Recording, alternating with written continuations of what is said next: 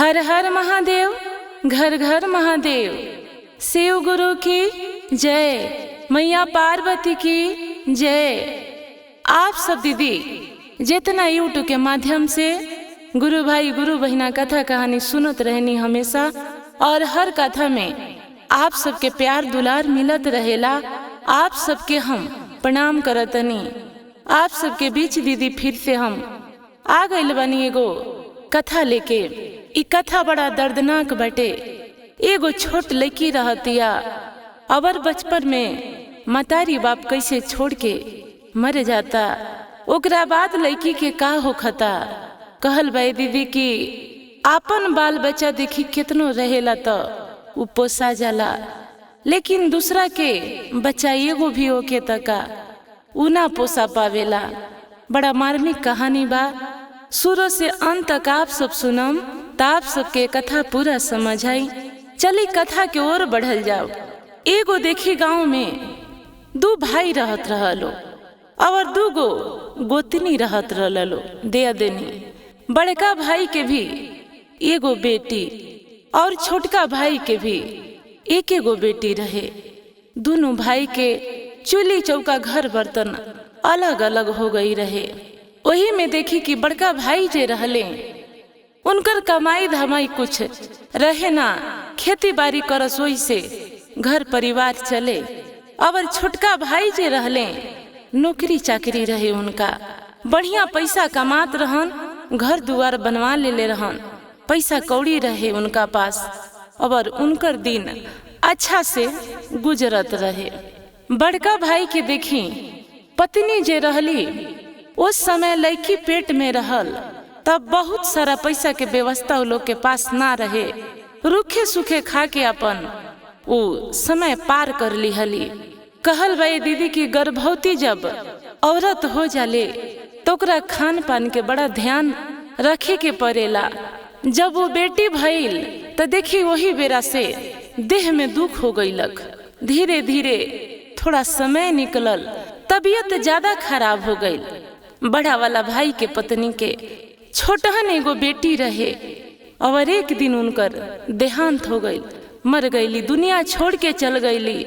बड़ा भाई के जब पता लागल, भाई अइले और देखने की पत्नी हमार दुनिया छोड़ के चल गईली। गोदी में एगो छोटहन बेटी बिया, हम लेके कहाँ जाए, कैसे पोसब, कैसे पालब। कहल भाई दीदी देखी कि जवना पति के पत्नी दुनिया छोड़ के चल जाले, फिर वो पति के दुनिया में कुछ दिखाई ना देला। असही अब देखी दाह संस्कार पत्नी के हो गई।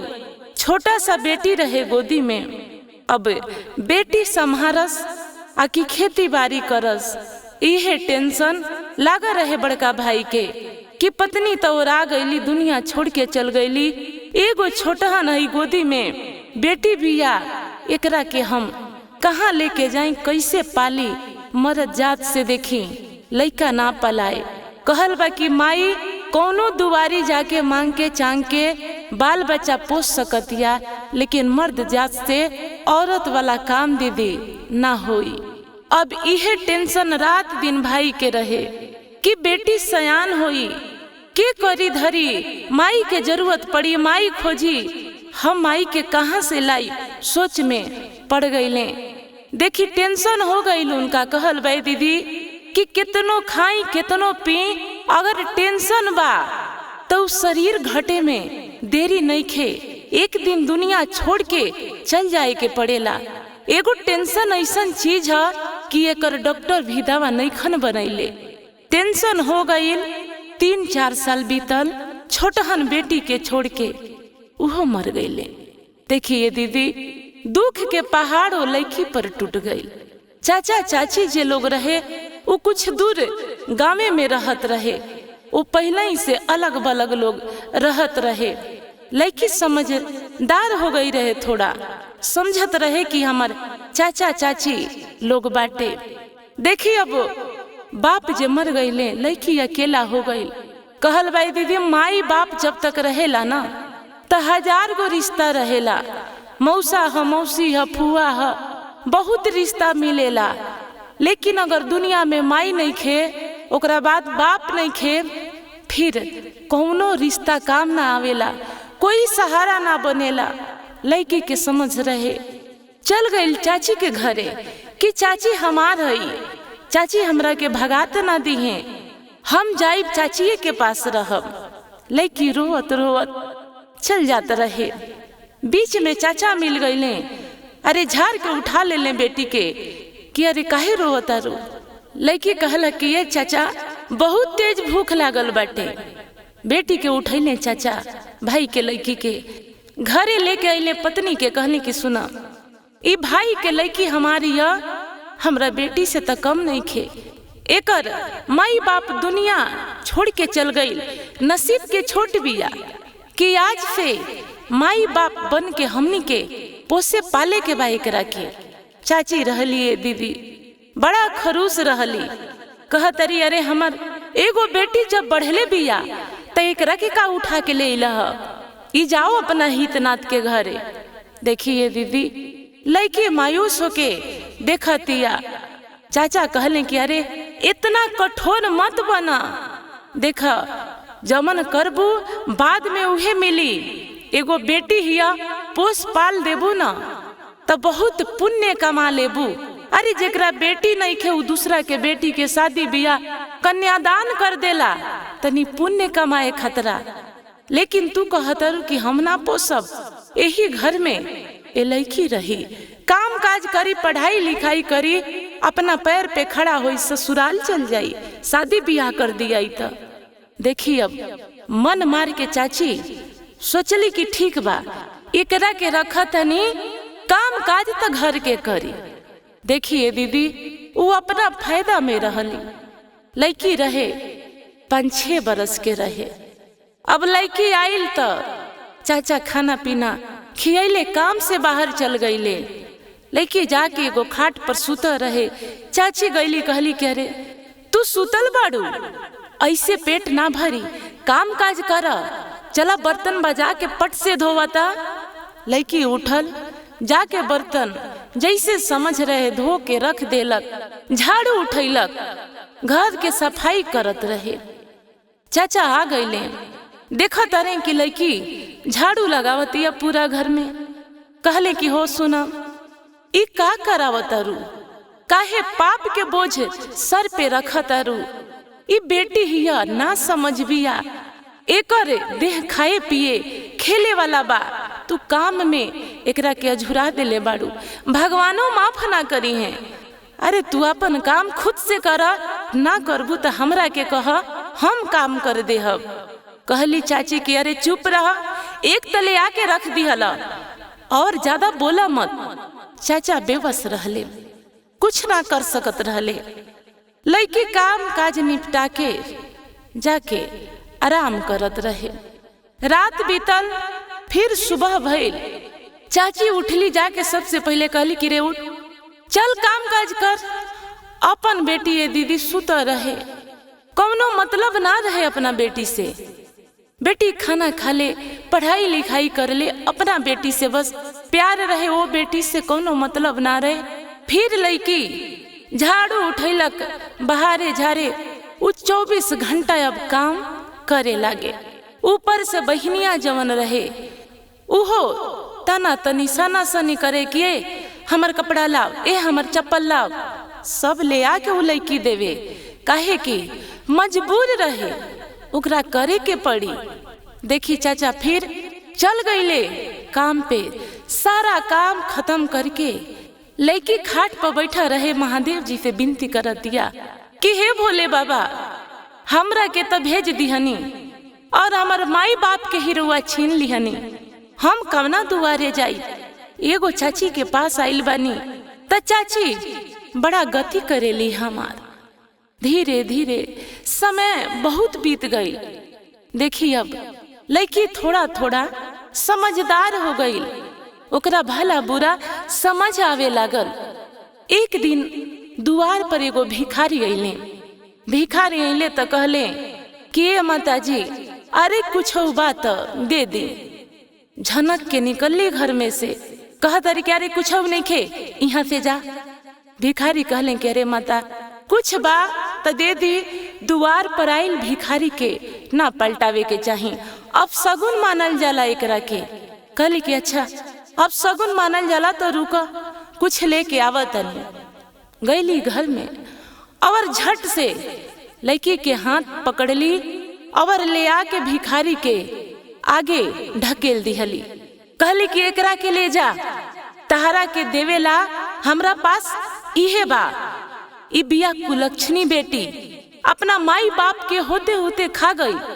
कुछ दिन से एकरा के पोसतानी पालतानी और हमरा बुझाता कि हमरा घर में रही तो हमरो के एक दिन खा जाई, हमरो परिवार के तहस नहस कर दी।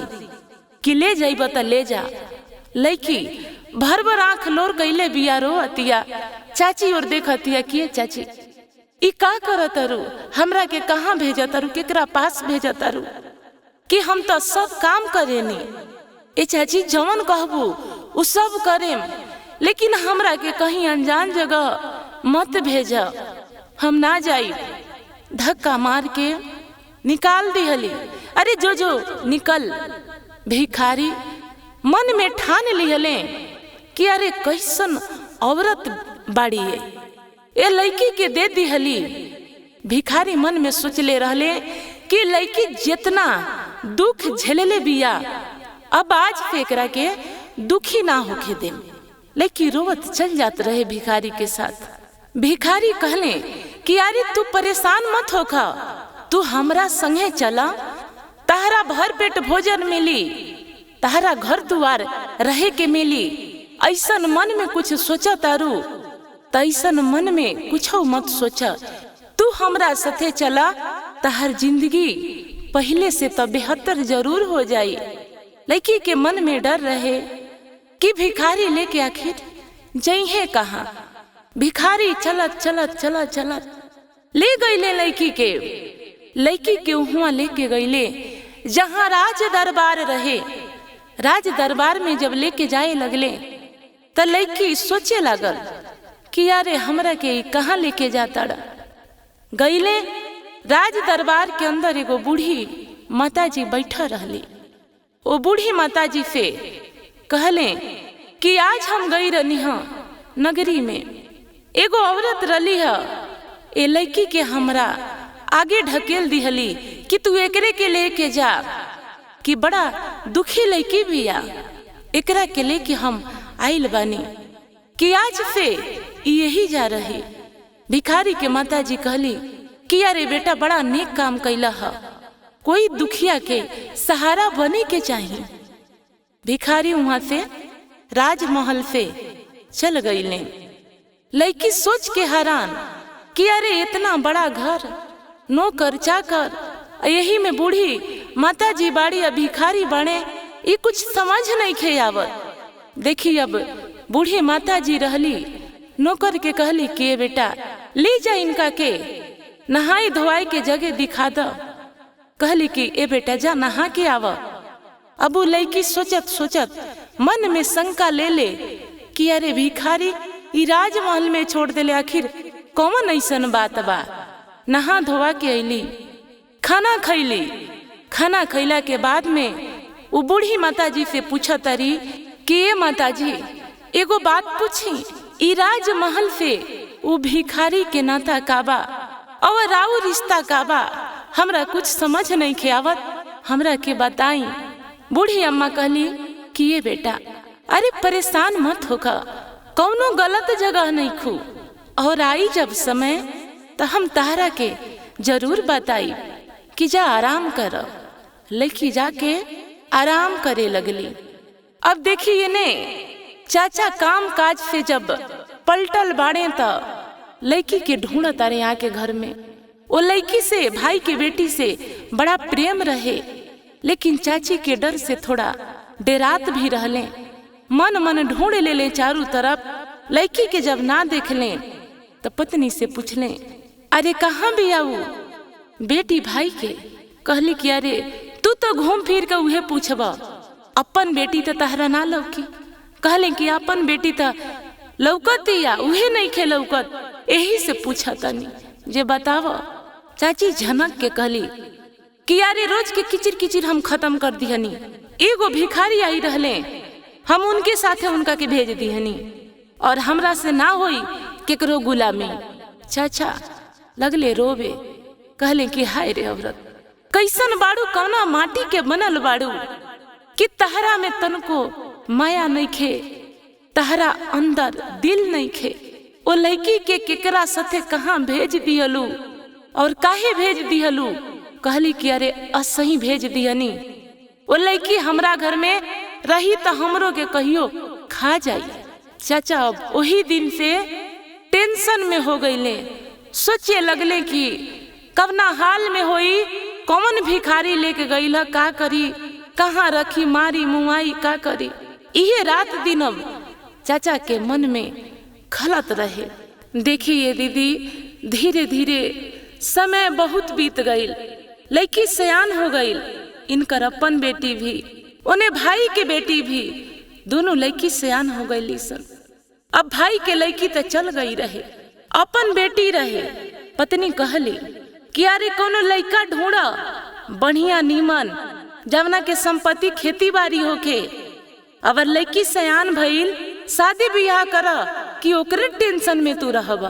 कहले कि हाँ लड़का ढूंढब और लड़की के ब्याह करब। देखी अब अपना बेटी खातर लगले गावे गावे लड़का के तलाश करे, देखा सुनी करे। वही में देखी एगो बड़ा अमीर परिवार के एगो लड़का रहता, जवना के सरकारी नौकरी रहता, सर संपत्ति खेती बाड़ी सब रहता, कोनो चीज के दुख नहीं खे। वही घर में अपन बेटी के रिश्ता तय करता रे। दान दहेज ले दे के बड़ा सुंदर परिवार मिलल उनका, बड़ा धनी मनी, वो जैसन चाची चाहत रली वैसने घर मिल गई। अइले पत्नी के बतैले कि रिश्ता तय हो गई, इतना तारीख के दिन रखा गई ख बेटी के बियाह के। अब चाचा चाची सभे लोग बेटी के तैयारी में जुट गई बियाह के, सर सामान जुटावे में। अब देखी शादी वाला दिन आ गई, बड़ा धूमधाम से अपना बेटी के बियाह करके विदा कई लोग। लड़की ससुराल गईले दीदी, देखी ई अपना घर में कहियो चूल्ही चौका बर्तन कैले ना रहली। ससुराल त ससुराल ही होला, वहां गईली देर तक सुता रहली। सास उठ के अली, झनक के लगली, बोले कि अरे नया कनिया और आके इतना बजे ले सुतल बाड़ू, मतारी बाप कुछ सिखैले बाकी ना, ससुराल में कैसे रहल जाला। यही से कहल बा दीदी कि बेटी बिया त रहन सहन सिखावे के चाही। अपना घर में त कैसहू दिन निकल जाला, लेकिन बेटी के शादी बियाह करके भेजे के पड़ेला। अब देखिए वो लड़की सिखले ना रहे। एक दो दिन बीत गई, हाड़ी छुआ देल गई खाना पीना बनावे के। खाना बनावे गईली, कौनो काचे रह गई, कौनो जर गई। अब खाना बनावे त जानत ना रहली। सासो घर के रहली, बड़ा तेज रहली।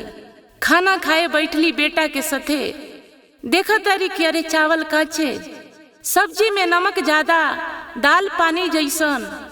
झनक के थाली फेंक दियली कि अरे ऐसन खाना बनेला का, ऐसन खाना हम ना खानी।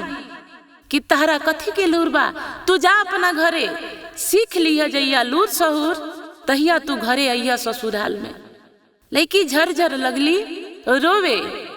पति जे रहले, पति कुछ कर ना सकत रहले, काहे कि सारा घर के जिम्मेदारी माई के ही हाथ में रहे। बड़ा खरी खोटी सास उनकर सुनवली कि अरे ऐसा लड़की के हम ना रखब, तू निकला, तू जा यहाँ से, तहर जरूरत नहीं खे यही चकवा। देखी अब 2-4-5 दिन बीता रहे दीदी। ये लड़की सोचत कि अरे हमार कैसे गुजर होई, हम तो कुछ करे के जानत नहीं खी। देखिए दीदी, वही जैसे पति और सास धक्का मार के लड़की के निकाल दी हलो। लड़की रोवत चिल्लात अपना घरे आ गईली।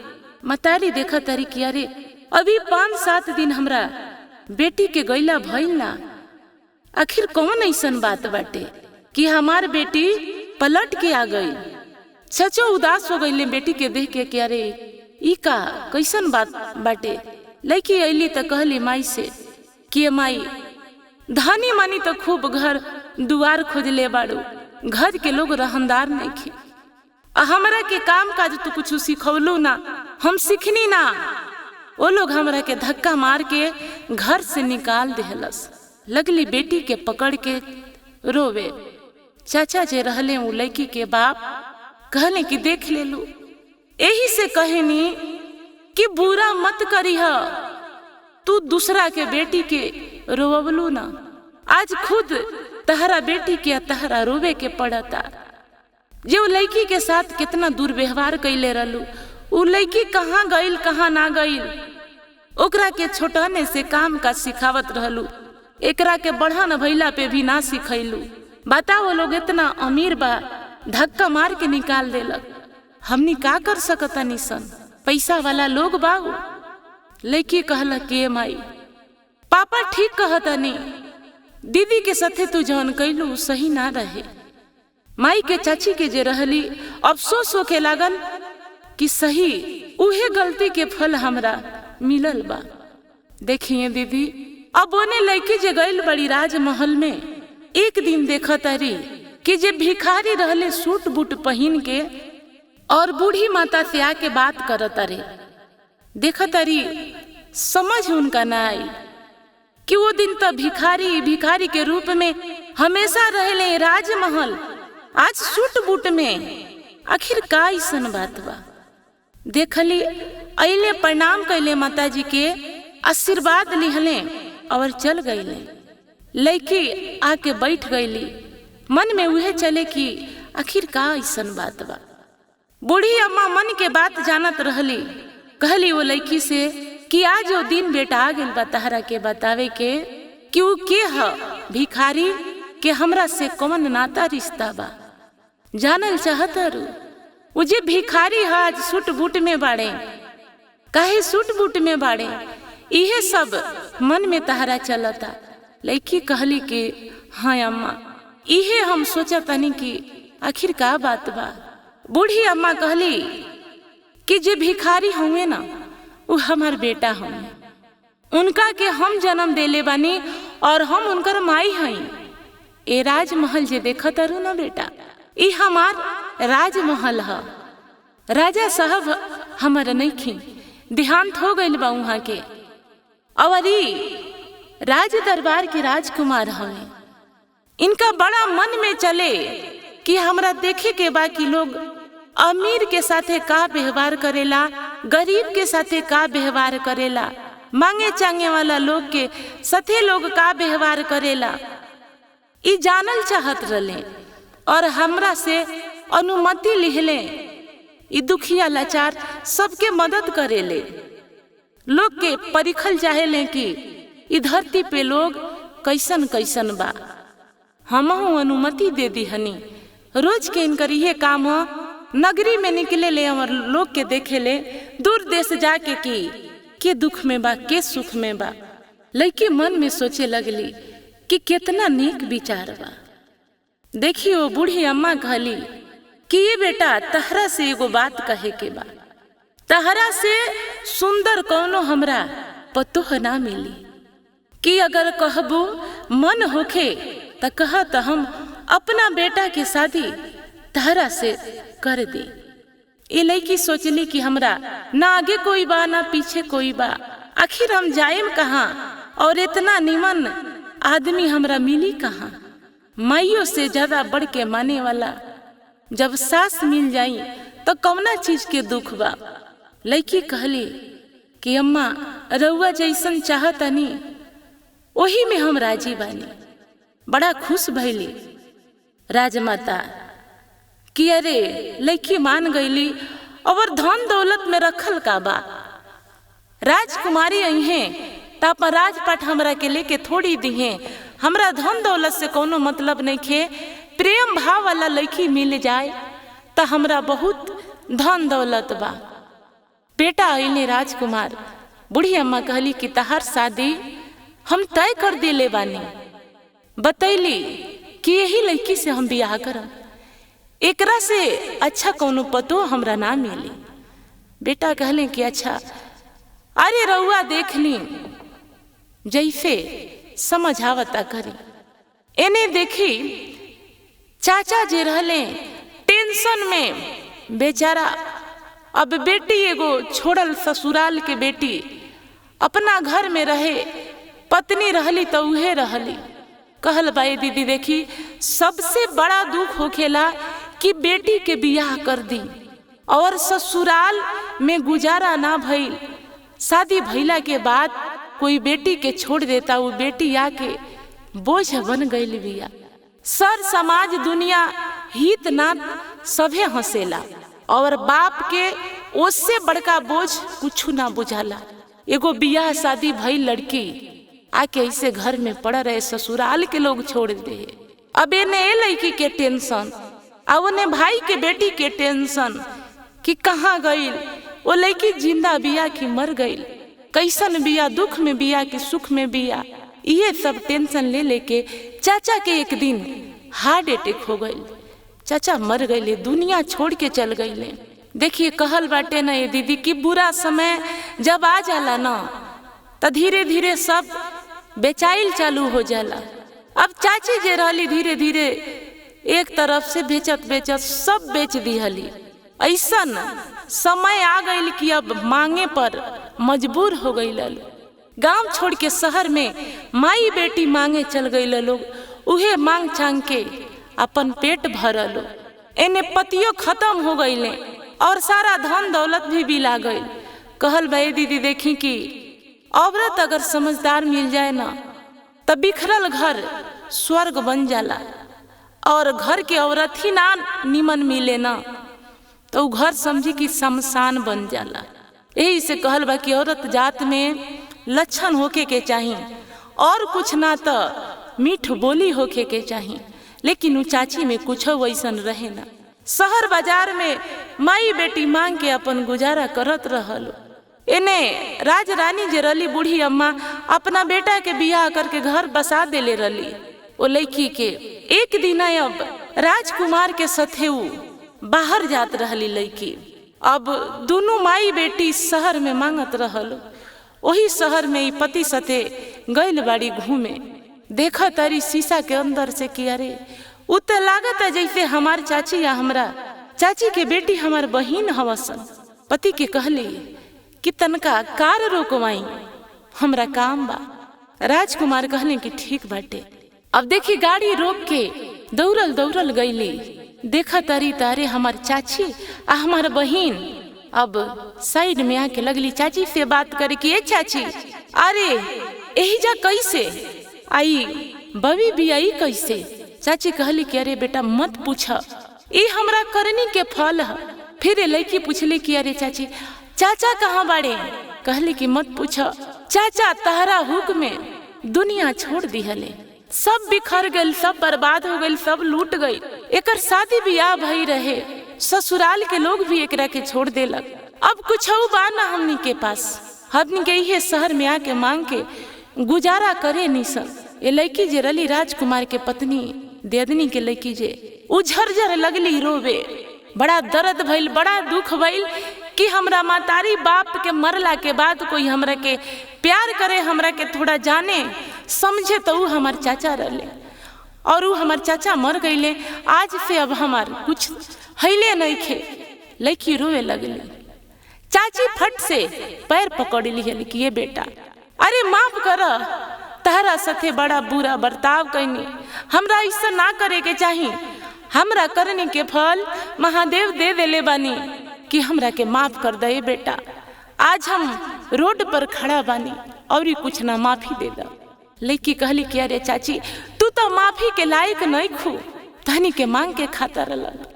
अरे हई बहिन जवन बिया करो तू का गजन करा दिहलू, बताओ। तहनी दोनों जना माफी के लायक नहीं खलग। लड़की के बुद्धि विचार सिखवले रह तू, आज दिन ना देखे के नु पड़ी। कहली कि हम माफ ना करब। हई कुछ पैसा बा, ई पैसा लेके और अपन जा जान, एकरा से खाना पीना करी ह जान, हम चलत नहीं। चाची टुकुर टुकुर लगली देखे जाके गाड़ी में लड़की बैठ के रोवत चल गईली। पति सब जानत रहले राजकुमार की अरे उ चाची रहली हुए तो धक्का मार के निकाल दिहली। गाड़ी में बैठल लो अबर अपना राजपाट में घूम के चल गई लो। लड़की उतरली राज दरबार में एली ता महादेव जी के आगे हाथ जोड़ लेली। हे भोले बाबा अरे माफ करब, जे गलती हमार चाची कैले बाड़ी उ गलती के माफ करे वाला हम के हई। रउआ बानी, रउआ माफ उ लोग के कर देहब कि हम उ लोग के माफ करे वाला के हई। रउआ बानी माफ करम, उ लोग के थोड़ा जिए के सहारा देखम।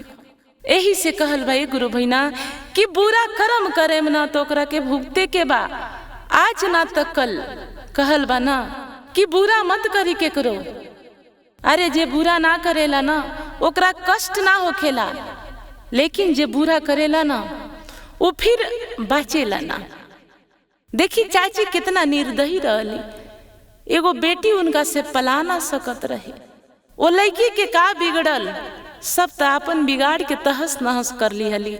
यही से कहल बा कि गड्ढा रउआ दूसरा ला खोदा तनी ना, जरूरी नहीं खे कि उहे गिरी, वो गड्ढा में रउओ भी गिर सकतनी। आप सबके कथा पसंद आइल बा दीदी तो आप कमेंट बॉक्स में हर हर महादेव लिखम और चैनल के हमार सब्सक्राइब कर दे हम। धन्यवाद।